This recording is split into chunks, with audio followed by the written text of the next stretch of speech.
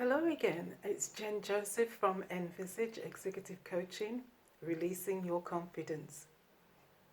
So we're on my journey of my 16 to 18 days of a meltdown.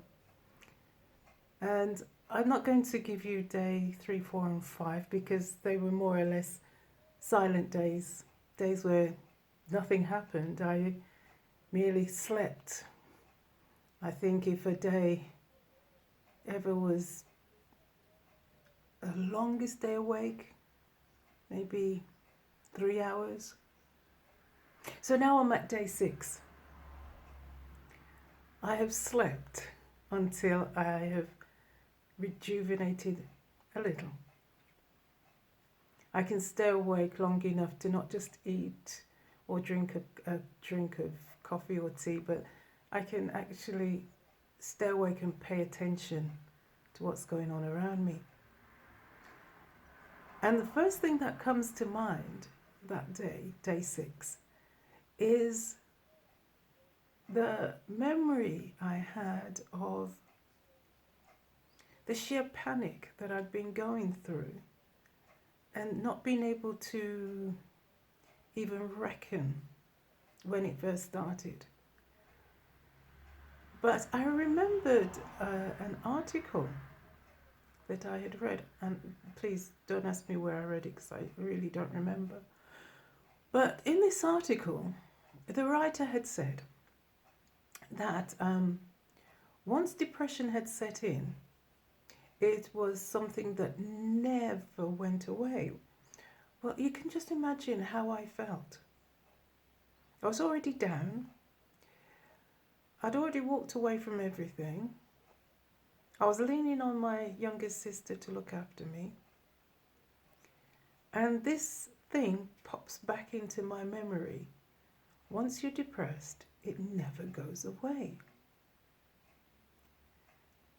And I just thought, that's incredible that people have to live like that. They shouldn't have to live like that, forgetting that I'm one of those people.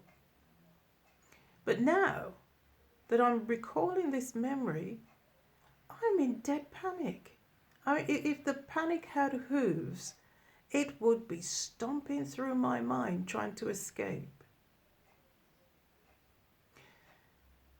But somewhere in the middle of that panic, I remember seeing my GP before I'd become so, what they in the end was called chronic depression. I remember seeing the GP, and he was telling me that basically I was in a sort of fear panic overdrive. My anxiety levels were enormous. But this is also the first time we're beginning to get an indication that I was also suffering from postpartum depression. And it had a kind of shocking effect on me then even, because I've been plodding along, I've been going to work, I've been doing everything I was doing, I was holding it together. But now I'm putting 2 and 2 together. I'm putting together what the GP had said and what I'd read in this article, and the penny's dropping. I am depressed. But I also remembered, having sort of arrived at that conclusion, I also remembered that my doctor had said, your adrenals are in overdrive, basically. They were getting to the point where they were wearing out. Oh, wow. What a crazy time.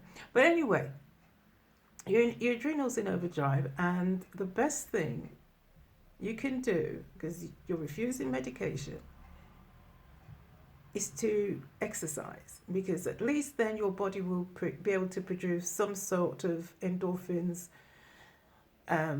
which will counteract what's going on. So I'm sitting there remembering this, and I'm beginning to realize that's the first time I've come up with a solution of how to deal with my situation. And then he said, laughter is the best medicine. So if you can laugh, laugh. Well, At that point, of course, when I'm recalling all of this, laughter just doesn't seem viable at all. But I have the beginning of a solution. My tip to you right now, wherever you are, whatever stage you're at, start to find something that will make you smile.